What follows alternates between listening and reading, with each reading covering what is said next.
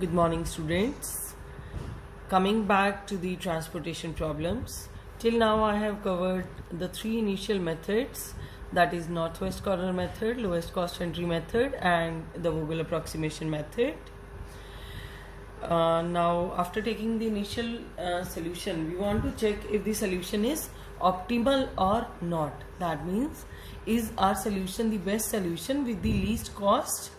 So now this is the question. Just see, solve the following problem and test its optimality. There are three plants WXY and three projects A, B and C. The requirements and capacity is given in this problem. It's very much clear from the table. The first step while we are calculating for this transportation problem is that the problem should be balanced. In this case, the total of the requirement is 205 and the total of capacity, it is 215. So this is an unbalanced problem.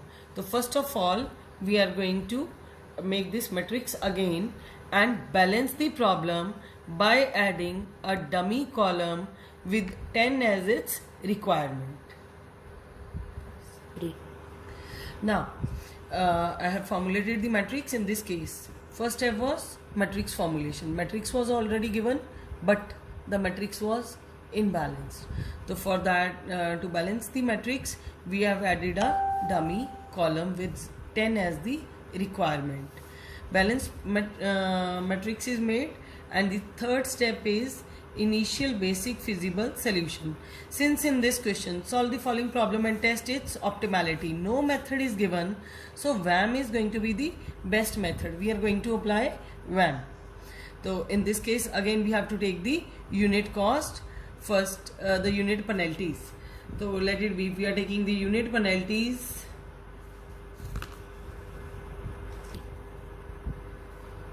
So difference between the lowest two elements, difference of 4 and 8 is 4, 8 and 16 is 8, 8 and 16 is again 8, and this is 0.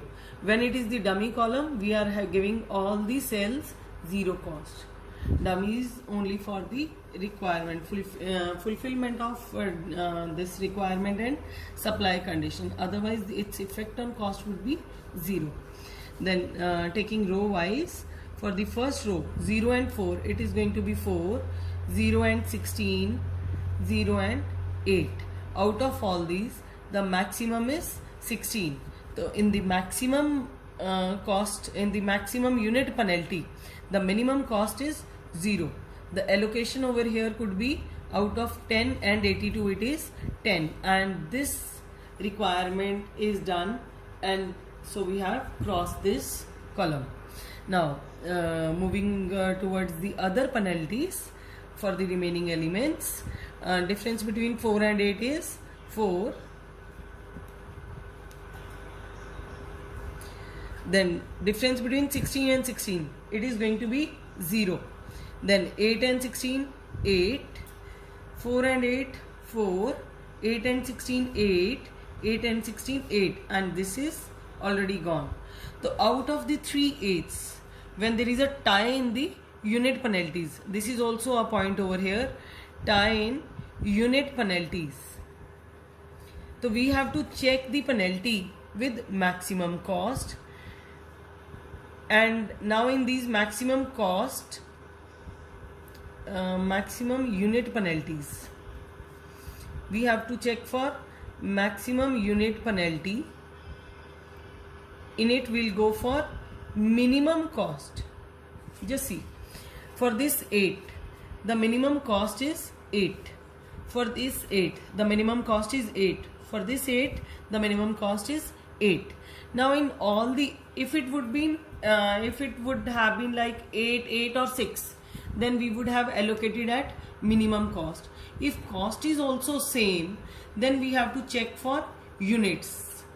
Just see where the maximum units could be allocated.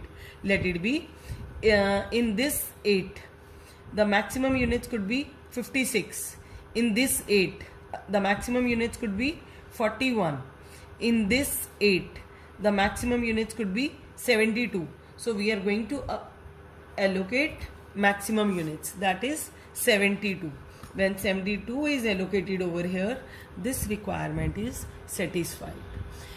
Similarly, we are going to move towards all the cells and just calculate the initial solution. When we have taken the third step penalties, here the unit penalty is 0. It is 8, 8, cross, 8, 8, cross. Now, in this 8, all are 8s. In this 8, the minimum cost is 8. In this 8, the minimum cost is 8.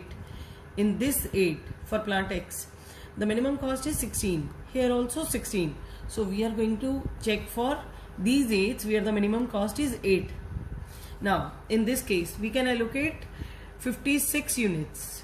In this case, we can allocate 41 units. The maximum number of units could be allocated over here, that is 56, and this is gone. Moving towards next step of penalties. Now I have allocated all the units and just see the requirement and supply. Is it fulfilled or not?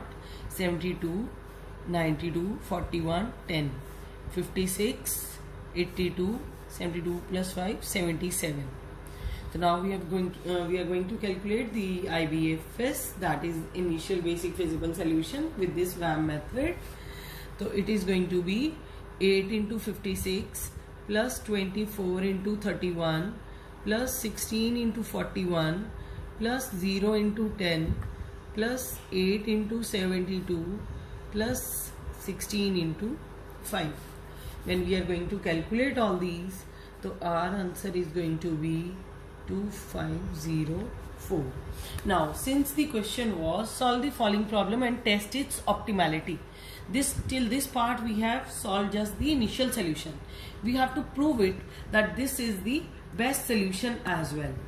So in this case, after the third step of initial solution, the fourth step is going to be checking the rim requirement. First step was matrix formulation, second balance problem, third initial solution. Now we have applied VAM over here, and the fourth step is rim requirement. Rim requirement is the number of allocated cells should be equal to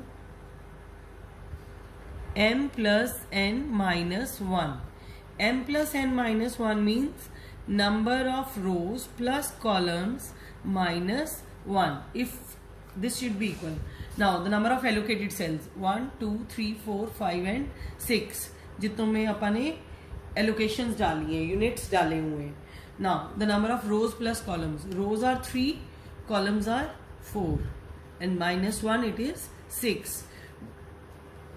In this question, the rim requirement is satisfied. So the solution is non-degenerate. Had it been not so, we are going to solve it in further questions. So the solution is non-degenerate. We can apply the optimality test. This is going to be the next step. This is going to be the fifth step. And in this case, I am going to apply Modi method.